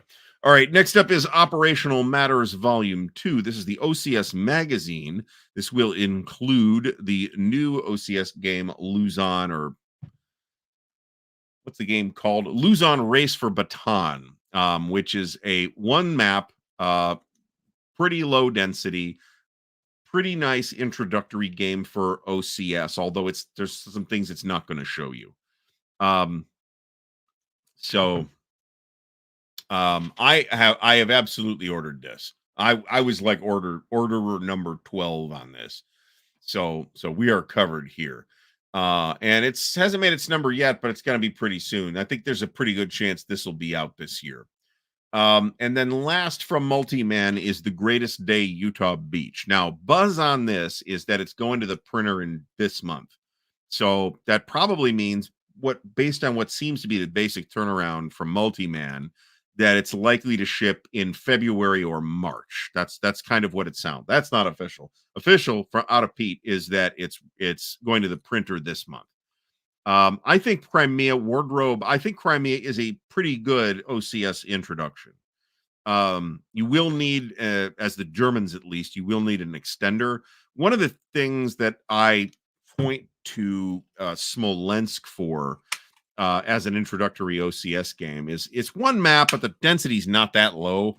So it's kind of a lot of pieces to push around. And it's a pretty sensitive, for the Germans at least, it's a pretty sensitive game to opening performance on the part of the Germans. So there's reasons to not prefer it as an introductory game, but you need to be thinking about extenders right away. And I think you don't need to be thinking about them quite as quickly with Crimea, but you will need to be thinking about extenders at some point as the Germans. So, I have every Luzon is going to be a pretty good introduction. Tunisia 2 is a pretty good introduction. Sicily 2 or Crimea or Elected Enemies. There's plenty of good introductory OCS games at this point. Luzon is just going to be the latest one. And Crimea is pretty good too. Remember, there were sort of two parallel efforts with Crimea that were happening between Guy and Tony as the designers, and they kind of put them together in one package to cover both the 41-42 initial conquest of Crimea and the reconquest of Crimea by the Soviets. So I didn't play test Luzon, but I have a high opinion of it. If I haven't mentioned it, I have played Forgotten Battles, by the way, and I'm very much looking forward to that. I'm also very much looking forward to The Greatest Day Utah Beach, which is going to be very expensive. $250 pre-order price, but it will also contain a lot of stuff. And yes, I have pre-ordered this, and yes, the money is set aside. Yes, Doug has done a video on the best OCS intro game. And I think, Doug, which game did you land on? I think you had a different opinion than me. I still like Smolensk a lot for that, but Crimea might actually take it over. It's going to be a lower density, at least for the 41-42 part of the campaign. So, Greatest Day Utah Beach. Pete says that this sounds realistic. So February, March, something like that. And then once this is done, that team will turn to the Devil's Cauldron reprint to get that done. So hopefully we'll see that, but that didn't make this list either because it's a reprint. So Carl Crater from the Wargame Bootcamp. This is an entirely new game.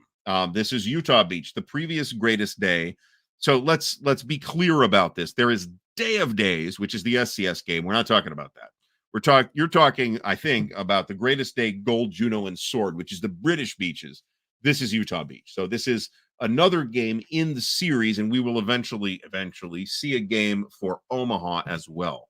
So we have finished the Franche for... I am absolutely ripping through these counters tonight, by the way. I've done 2.5 counter sheets. They're bigger counters. They're not half-inch counters, so there's fewer of them, but still, it's a lot. I'm having a weird squaring issue. Incidentally, speaking of this weird squaring issue, which is fine on the big clipper, but not on the little clipper for some reason. I opened up to look at Great Battles of Julius Caesar Deluxe today and noticed right away the counter sheet number 1, but not the other counter sheets, have not square counters on that. GMT, please fix that. I'm tired of dealing with that. So that where some of the counters are bigger than other counters. Don't do that. It's 2024 now. We shouldn't have that. All right. Oh, so I guess Doug says OCS Smolensk. I think Crimea is a credible starter game. Korea is a pretty good starter game, to be honest. All right. It is, yeah, it's a it is a huge package. So what's in here is the rule book, the series rule book, the game specific rule book, the scenario book, the GTS rule summary book, which is pretty short. 16 counter sheets of 5/8 inch counters, plus a half a counter sheet, plus 2 full-size maps that are single-sided, plus 2 more full-size maps that are double-sided, plus a half-size map that's double-sided, plus 4 8.5 by 11 scenario maps and or overlays, one of which, or maybe 2 of which, will be for the beaches themselves, plus all the displays. So you are getting a lot of stuff in here. So, well, I'm absolutely going to agree that it's awfully expensive, but I like this system a lot. So so I am on board for Utah Beach and eventually for Omaha when they get that done too. So thank you, Carl, for the support. That is much appreciated. I didn't miss anybody, did I? I did not miss anybody, so that's good. So thank you everyone for the support. All right. So moving on from MMP. I'd probably have more from MMP, but their output is relatively lower than Compass or GMT. And we tend to have a little less visibility on pre-orders. That's a misleading way to put that. I'm not sure if that's the way I want to say that, but that's the way I said that. So there you go. Patrick Mullen, thank you and happy new year. So I'll mention, this is another honorable mention, but I asked Pat before the show if a hot dry season will be out in 2024, and he says he thinks it's possible, but probably no. That'll be coming out from Snafu Store. It has been moved from Legion Wargames because Snafu Store is actually going to publish it. So it'll be a box game. It'll be their first box game. It's a very strong game. I have playthrough video of it. It is highly recommended by me. And as soon as we have additional visibility on when it's coming out, there will be more video, at least another video from me about it. Highly recommended. It is a very strong operational Vietnam game, but not necessarily going to be out in 2024. All right.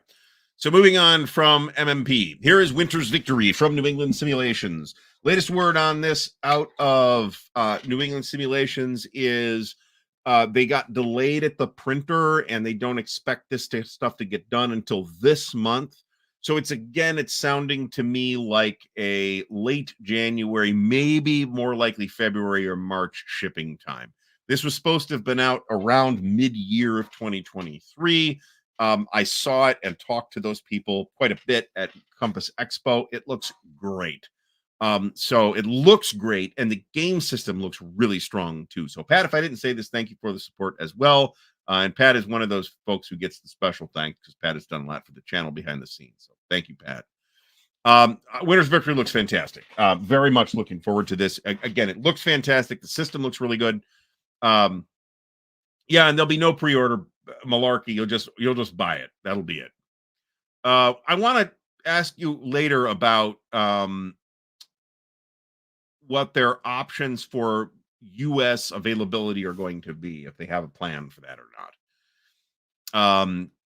Fellowship of Simulations, which I mentioned earlier in the show, does have a plan for US distribution. And you'll also be able to get that stuff from Noble Knight as well. So Pete Bartlett, thanks for stopping by. Much appreciated.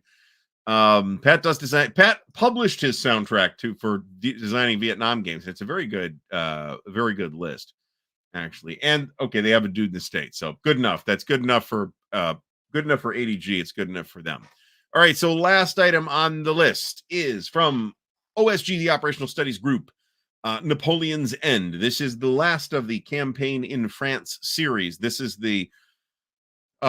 after the 6 Days of Glory, sort of brilliant 6 days period where Napoleon's kicking everybody's ass again in France in 1814. This is after that. So this is the battles of Mormont. I'm going to mangle these.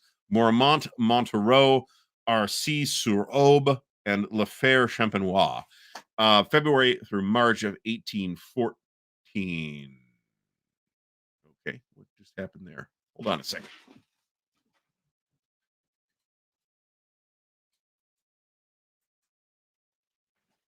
My ring light just went out. That's not supposed to happen. All right. No, it was a good playlist. Pat, you should send me this playlist, by the way, or send me the link to where you published it, because I should put that together as a Spotify list. So yeah, I haven't actually. I always drag my feet on these. The pre-order price on this goes away like this month. So if you haven't pre-ordered this yet and you're going to, now's the time. So now's the time, right? But it's going to be another solid entry from Kevin Zucker and OSG. Terrific maps and counters. Probably about the same size, in terms of content and stuff as other games in the series. I feel like the pre-order price is a little high, but it's a fair amount of stuff. And these are small print runs, and Kevin says it's not a one-man operation, but it's indistinguishable from a one-man operation. So highly looking forward to this as well. U.S. available. They're in New England. Last I checked, Marty, New England is in the United States. So Noble Knight will have it, obviously, but because they have everything. But there you go. For Canada, Tadnac Games. That's Pete Bartlett, by the way. For Europe, you'll be able to get it from Second Chance or Hexasim. Very good. So that is valuable information, because I didn't know that for non-U.S. U.S. you can just order from New England Simulations. So. Medium level intro game. Yeah, I'd say medium level, up from, say, Napoleon's Last Battles. I kind of wanted, this is one of those, let me get rid of the screen share, and then up back to this. So yeah, I'd call Library of Napoleonic Battles low end of medium. I'd say it's about, on the GMT 1 to 9 scale, I'd put it about a 5, something like that. Not a 4, but a 5. So medium, like medium, right? Old England is just England. Last we checked. Interestingly, I'll mention this. One of the things, the counters that I clipped here. So I guess I did about a counter sheet in 2/3. One of the interesting things about the Revolutionary War is we like to point out, as history nerds, hey, the French contribution to the American Revolutionary War was substantial, and that's true. Let's not forget the Spanish helped out too. And in neither case was it about, these Americans and their plucky ideals of, liberty and blah, blah, blah, blah, blah. No, it was about fuck the British. That's why they did it. So, not necessarily noble, but the help was much appreciated. There's actually Spanish counters in this game. So there's the, maybe you linked me this. I don't remember if you linked me this or not. I mean, Napoleonic miniatures are a thing, right? If I was going to play, I give this no thought at all. It's not that I might joke about I hate miniatures and these damn miniatures and their communist ways. It's really not that. I don't have the time to deal with miniatures. That it is that simple. One of my old gaming buddies has now gotten into 40K for some reason. I'm like, you poor son of a bitch. You're going to spend thousands of dollars. He probably has already spent thousands of dollars. Oh, there you go. Meandering Mike mentions the Historical Game Company, which prints their Blue Panther, and has a couple games featuring the Spanish during the American Revolutionary War. So very interesting. One of my things I want to read more about in 2024. I don't really make New Year's resolutions because then I'll just disappoint myself. But one of the things I want to read more about in 2024 is the American Revolution. So, and this is the last of the Americans. Since I'm going through these incredibly quickly, I feel like I might as well just do the last of them, because this is the last of them. John Stanley, thank you so much. Oh, this is true too. There is a Dutch contribution too, but that's mostly, as mentioned, help with their very powerful navy.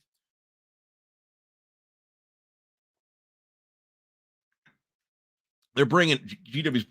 I was talking to somebody about 40K, who's a 40K guy. And he just mentioned they're in the 10th edition now. Okay, I think I stopped with 4th, and that was, I considered that's like, hey, they're really knocking these bitches out at this point. So John Stanley, thank you again for the additional support. It is also much appreciated. Get the book by Stephen King Jr. on the American Revolutionary War in the West. By Stephen King Jr., do we mean Joe Hill, who is Stephen King's son, or is this just an unrelated Stephen King who goes by Stephen King Jr.? Because otherwise everybody would assume it was Stephen King. And hell, if Stephen King wants to write a book about the American Revolution, I'll probably read it because he's a very good writer. As Pat mentions, there will be no pre-order for Hot Dry Season. They're just publishing. They're doing it, and when it is available, it will be available, and that's that. The Dutch scenes from the HBO John Adams. The John Adams miniseries from HBO is totally worth your time anyway. So I would consider it based on a book. I don't know. I want to learn more about that topic. Let me put it that way. Jeff Beeler mentions that the American Revolution led to the creation of Canada. No Canada without it. I guess that's true. Oh, did I just miss? Oh, Stephen Kling Jr. Okay, Kling. Jason Dever's like, Kling. So I guess that's somebody else to be confused with. So thank you for that correction. Washington's Crossing. I have the game Washington's Crossing, and it's on my to play list. It was one of the early releases from Revolution Games, and apparently Revolution Games has got enough stuff going on that they're pretty much not going to do any more games in that series, which is disappointing. Because I think there's room for an operational level American Revolution game. I would be super into that. So, yeah, this is exactly my thought, Brian Jarvis. I'm like, really? That's interesting. But Stephen King's son, who writes under the name Joe Hill, is also a writer, and in fact wrote the Key Chronicles or whatever it was. It was on Netflix. He wrote the underlying thing or book or graphic novel or whatever it was that was based on. I forget what that was called because I didn't watch it. But there you go. American Revolution reenacting. That is the thing. So Eric Goebel, thanks for stopping by. Much appreciated. Thank you. And have a great night. So I guess we're bereft of topic here. So I'm going to talk with the chat. I feel like now I could have had another 10 games on the list. I did have some things, reprints, I guess we can talk about that I'm looking forward to. There's that World War II campaigns from Compass. That is a reprint of the 1940, 1941, and 1942 from GDW back in the day. Now, I might be mixing these up, but one of those, so those are all three were part of the Series 120 series. And the conceit there was that you were going to be able to play them in 120 minutes or less. And I don't know that they're the most interesting games that GDW was doing at the time. I think their Pearl Harbor game is actually more interesting. But I'm very much looking forward to those. One of those games was designed by Frank Chadwick. Another was designed by Mark Miller, and the third was designed by John Estelle, as I recall. So Nathan Landrum asks, would Caesar Deluxe be a good first GBOH title? Really, because the games are battle games, really any of the GBOH games are okay as a first GBOH game. I just picked the smaller battles, and all of the new volumes have tons and tons and tons of battles. The one thing that's a little more complicated in the Roman games is the Roman command system is kind of an extra layer on top of the command stuff, or replaces the onboard command stuff, I suppose. So you kind of got to learn that. But if it's Roman stuff that's your interest, then you're going to need to learn that, aren't you? So I would absolutely. Okay, thank you, Pat. I will check that out tomorrow. So you can't post URLs. You've got a million ways to get a hold of me. So that's totally fine. I don't check Lock and Key. Yes, Joe Hill Book Show. That's the thing I was thinking of. There were some keys in there at some point. American Revolution struggle in the South, 1780-81. Yeah, this would be very interesting. And there's a lot to the American Revolution. There is a lot of mythologizing of the American Revolution too that one would need to be careful with in designing a game on that topic. That's one reason why I was super duper interested in Gilbert Collins' take on it, because Gilbert's Canadian, and he has good night, Pat. Thank you for stopping by. He has going to have a different, starting assumptions than an American designer would. So, yeah, I mean, this is true, but I mean, it's not that complicated. So there is simple great battles of history too. And as I've mentioned, and a lot of other people, including Gilbert Collins, have mentioned, I don't really think that simple great battles of history is that much simpler than regular great battles of history. I think it might play faster and it's a more unified system wise than the other games in the series, but who cares? I like the additional detail that the regular game is giving me. So I don't really feel like you're really saving yourself a lot of mental bandwidth by sticking with simple great battles of history as opposed to just the regular rules.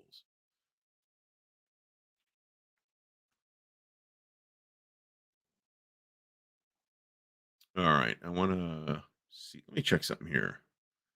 Do I still have that open?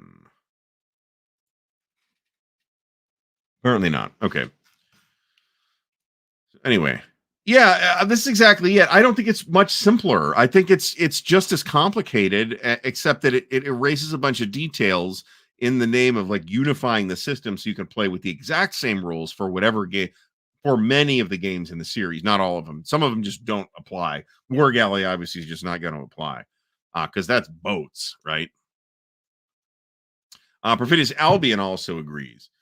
The effort to learn and apply simple GBOH is not worthwhile. The system is really not that complicated. It's really not. I mean, okay, again, GMT 1 to 9 scale, it's a 6 or a 7, maybe, depending on the exact game in the series you're talking about. I'd probably put it more towards 6. So it's not that complicated. It's one of those things where, man, just find a small battle and set it up and play it and look stuff up as you go, and you're going to be fine. Better GBOH starter. Well, Alexander or Caesar, you don't need to worry about the Roman command rules. Caesar, you do. But one of the reasons why really any of those games is suitable is because they're all these giant value packed packages with a huge array of medium battles, small battles, huge battles, whatever. So you can go wherever you want. I would let your interest level decide which game to go with. If you're more interested in Roman stuff, yeah, get SPQR or Caesar. Remember that the Caesar volume, it contains some of the expansions for Caesar. So it includes Great Battles of Julius Caesar, plus Caesar Conquest of Gaul, plus the expansions, except for Battles of the Warrior Queen for both of those games. So there's like tons of content in it. But the same thing is also true of Deluxe SPQR and of Deluxe Great Battles of Alexander, expanded Deluxe, Super Duper Deluxe. So Eric from Eric's Table Napoleonic Battles, thank you for stopping by. So, and he will be streaming after this. So if you want to see some love, I don't know if he's doing Labatai or Age of Reason tonight, but check that out. GBOH Caesar does have the updated naval rules. This is true. And there is because there's a naval scenario or two in it.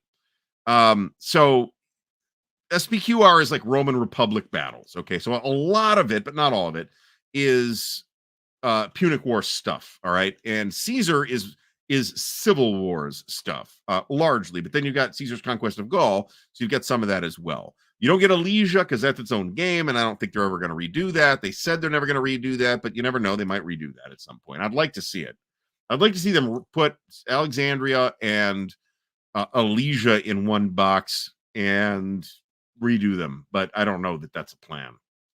I'd love to talk to Mark Herman about what he's working on for GBOH, because there was talk of a hoplite too, and then Mark has been doing a million other things. So, all right. So, Nordic Maelstrom still has to punch and clip Great Battles of Alexander. Man, it's a bitch to organize. All those big games are a bitch to organize. I'm in baggies in both SPQR. Ooh, I didn't start SPQR Deluxe yet because I actually had one, got rid of it. I had an extra copy, so I got rid of the extra copy, but I got rid of the punched one because I wanted to reorganize it. So that might have been dumb. So one of those three is punched and organized right now, and it's just baggies in the case of Alexander. As Perfidious Albion mentioned, some of the weird GBOH titles, such as Hoplite and Samurai plus Ron, are different, and some of those games cannot be played with simple GBOH rules. Some of them can, but not all of them can. Alexander and Alicia cannot. I can tell you that. I want to say Samurai and Ron can't as well, but I might be wrong about that. Hoplite is GBOH as a system is a little less unified than people might think that it is, looking at it from the outside.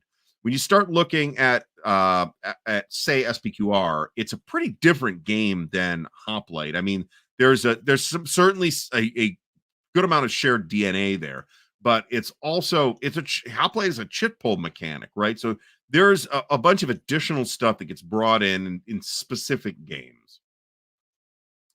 As Kevin Featherly mentioned, the one Caesar item that they left out of Great Battles of Julius Caesar Deluxe is Battles of the Warrior Queen. That might still be available from GMT on its own, however. That is possible. And I do have that. Yes, I do have that. And it will go into the GBOH Caesar Deluxe whenever that gets. Maybe it won't, because I'm not getting rid of the first one, the earlier Caesar Conquest of Gaul. So, and I'm not sure why I'm not, because I could. So let's see here. All right, very good. All right. So I have the admin counters in a side tray, as I am inclined to do for series games. So I am not storing the administrative counters in the box. It is entirely units in the box. So Kevin Featherly says it's still available separately. So you never know with that stuff. So one of the things I'd love to talk to somebody about, I just dropped a counter. One of the things I'd love to talk to somebody about is what move forward plans for GBOH are, because I love that series. I want to see that series continue, but Richard Berg is no longer with us, and I'm not sure what those plans are. Like I said, Mark Herman had been talking about it, but I haven't heard anything from Mark. There it is. I haven't heard anything from Mark about that. It's a miracle I don't do that more often on this show. Oh, I should mention this. So, as mentioned at a previous show, for those who don't know, Cube for Me is a Polish company that is doing counter storage trays. You can just buy the trays, right? But you can also buy game-specific sets of trays that are designed to store individual games, right? Specific games, and they've got like a bunch of different games that you can get the game-specific set for. Or you just buy a bunch of trays. I bought several random sets. I have used the first game. Now, when I I had ordered the Cube for Me trays, I think right before Christmas last year. So the price is pretty good. The shipping is reasonable, even though it's all coming from Poland, and it didn't take that long. So I get these trays right around the same time I'm starting to set up the 3D printer and starting to work on 3D printed stuff. So as a result, the Cube for Me trays kind of sat on a shelf for a while. I have now stored my first game in Cube for Me trays. That game is Oceans of Fire, which has a ton of stuff in it. And I was able to get it. It's probably not optimally organized, but it's crazily off. And I am very happy with the way that has worked out. So yeah, I think the Cube for Me trays, they're not horrendously more expensive than the GMT trays. They are flatly better. They are flatly better than the GMT trays. And I've been using the GMT trays for years. I still have tons of them. I will continue to use them. But the Cube for Me trays are flatly better than the GM. Oops, these are different than the GMT trays. So highly recommended unless you're going to buy a 3D printer. It's all right. Mark, thanks for stopping by. Much appreciated. And Mark is going to do a Ruggiero's Corner on the 8th at 2 a.m. PST. Okay, with John C. from the sunny Philippines. Thus the crazy hour. So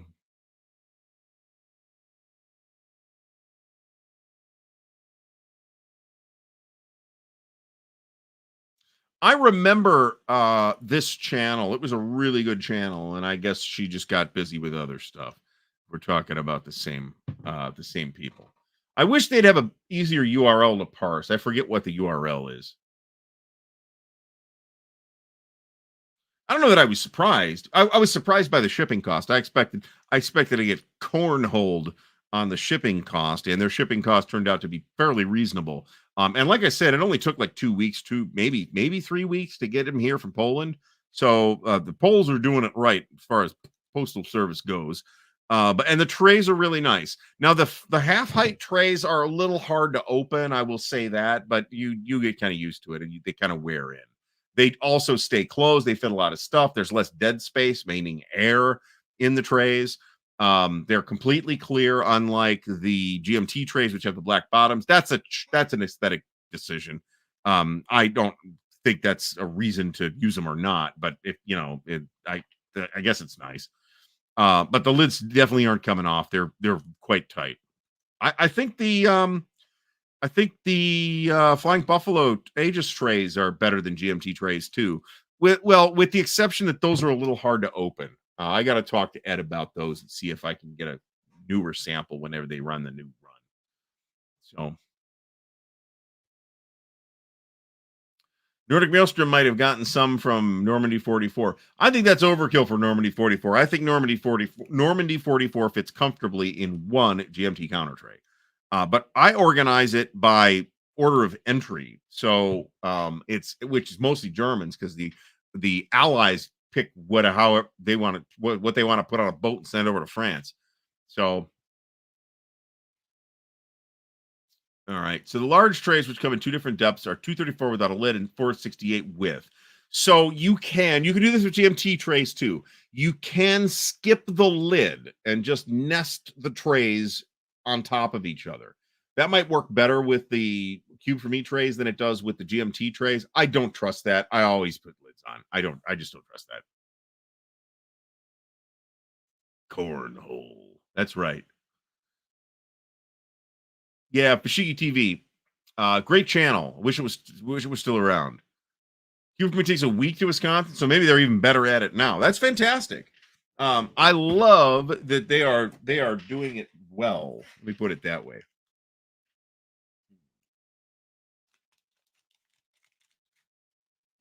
Now, postage to Canada is just bananas, and I don't have any. Don't ask me, man. I don't have any explanation for that.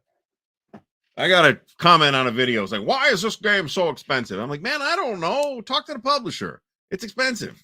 I'm not disagreeing that it's expensive, but I didn't make that call. I don't have any insight on that.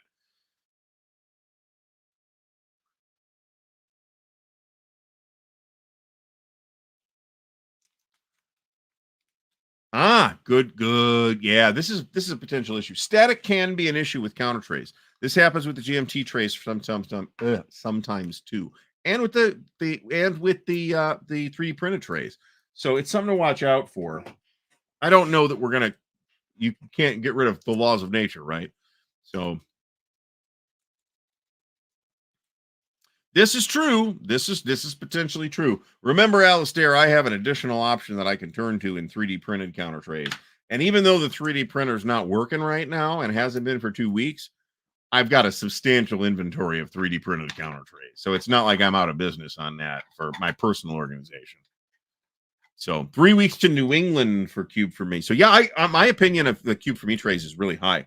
I think folks ought to check those out. And frankly, even if with the lids, even if they're 467 or whatever, the real joy of it is not necessarily the trays themselves. They're really well-made trays, but that they're available in a range of different sizes and configurations.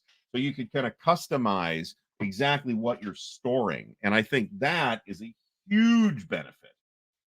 That's a huge, oh shit, there's another half sheet of counters in here. I'm not counting. I'm not clipping any more counters. We got 10 more minutes. I'm done clipping counters. So, but still, much progress was made on End of Empire here. So,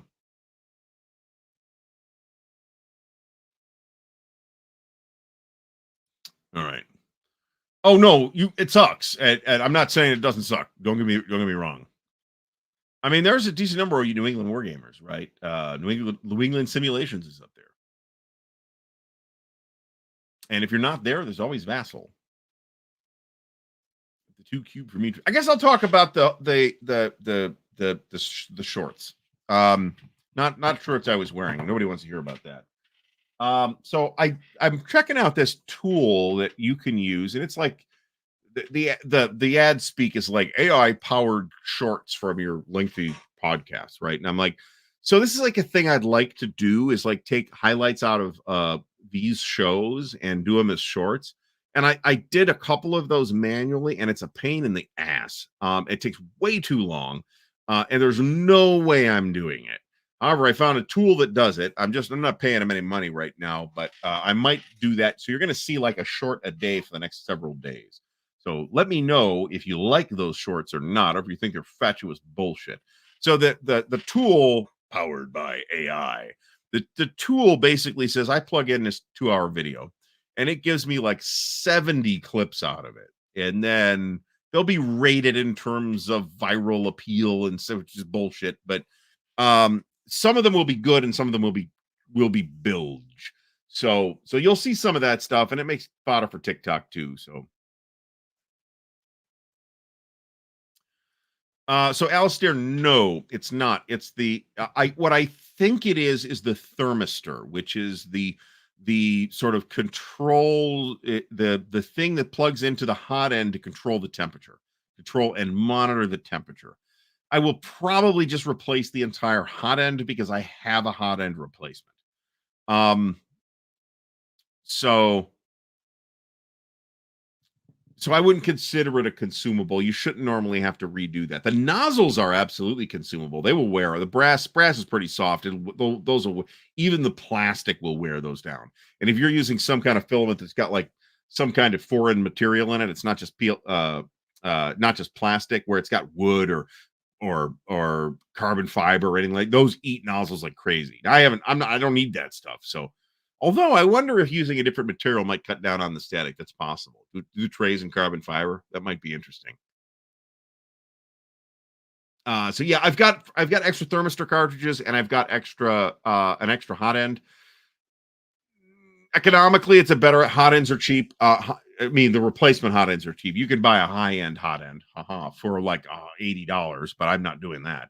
I mean, I could almost buy another printer for that amount of money. I almost could actually buy a resin printer for less than $100. That's actually possible.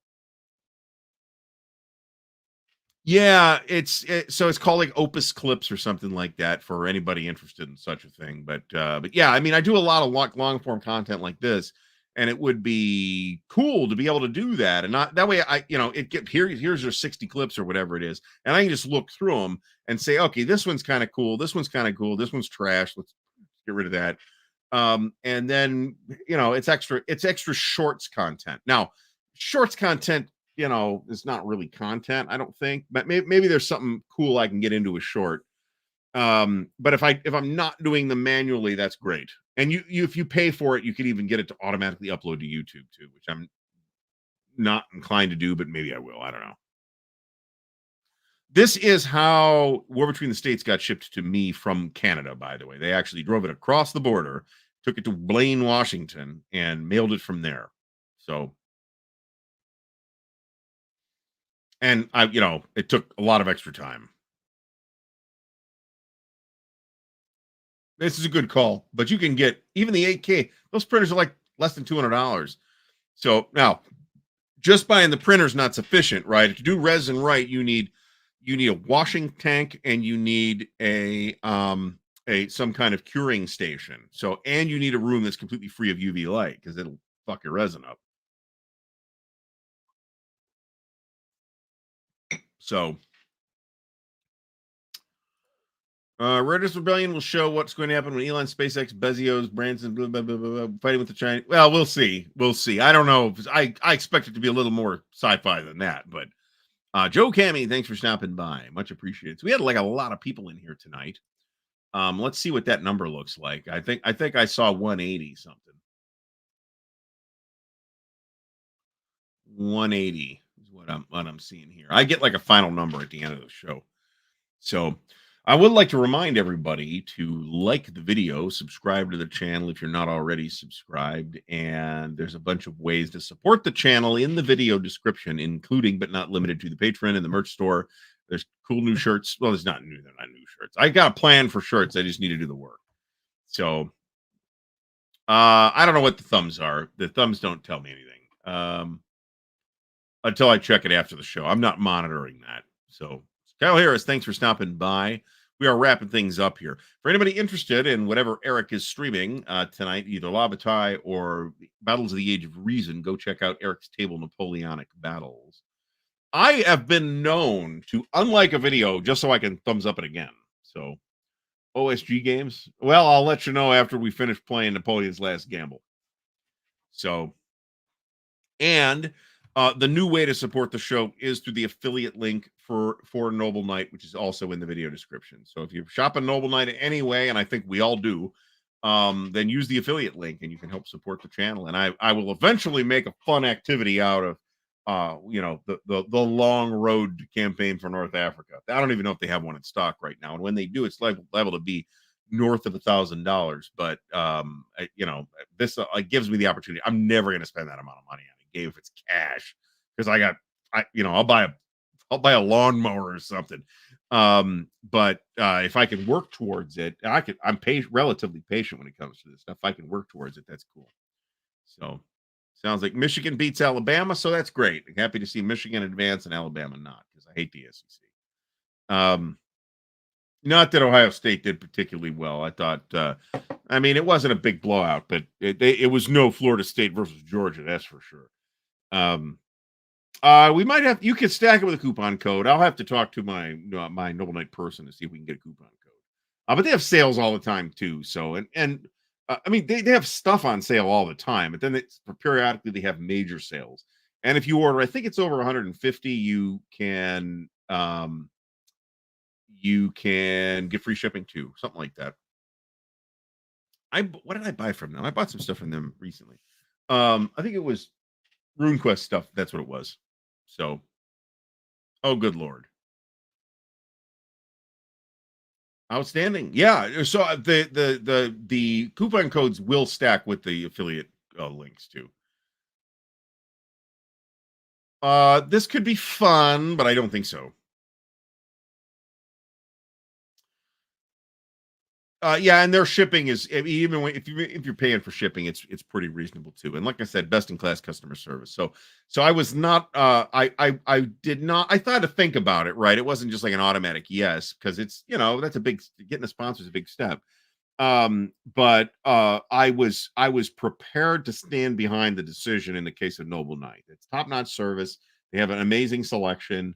And they're doing okay by me as far as I'm concerned. So Napoleon against Russia. Well, check out Noble Knight. I bet they have it. So SEC country and Penn State there. Well, go Penn State, I suppose. I don't know I don't really keep up with football. I kind of have been keeping up a little bit with the NFL because the Browns are doing okay.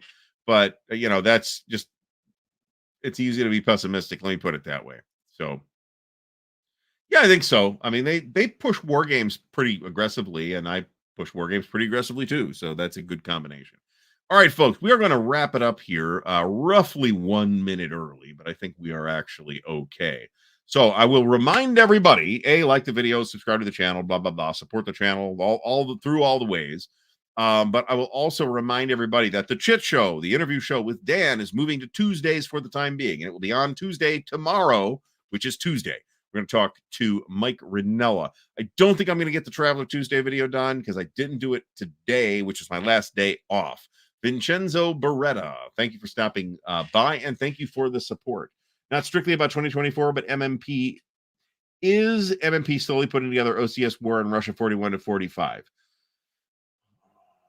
So yes and no. I don't know that it's going to be 41 to 45, but definitely 42 to 45. That's kind of what Tony is working towards, is kind of covering everything, at least at that point. I think there are challenges to do Barbarossa, early Barbarossa in OCS, and we can talk about that on another show. I'm going to have at least one more thing to talk about here, but I already forgot what it was. So But thank you, Vincenzo, for the support. This is true. Noble Knight has a lot of stuff other than war games. Okay, they got tons of RPG stuff. They got cards. They got every kind of game you'd imagine.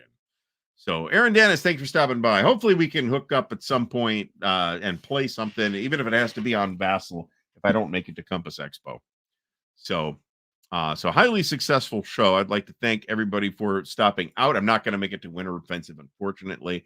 I'm going to be here, hopefully, building a game table that weekend. That is more important to me than going to Winter Offensive. After all, I don't need to go to Winter Offensive to shop because I have everything from MMP that I need. So, except for stuff that's not out yet, obviously. And, I could have done games that aren't available for pre-order yet and had a whole list of that stuff, that I know people are working on that I'll totally buy when it comes out, but there's no webpage for it yet. So anyway, all right. So everybody have a great night. Again, there's not going to be a Traveler Tuesday this week, but I fucked that up. There's not going to be a Traveler Tuesday this week, so I'm sorry about that. Hopefully we'll get back on for next week. I do have content. I just I haven't edited it. Maybe I've had more to drink than I thought. So like I said, I had more last night than I needed. So everybody have a great night. We will see you all next week.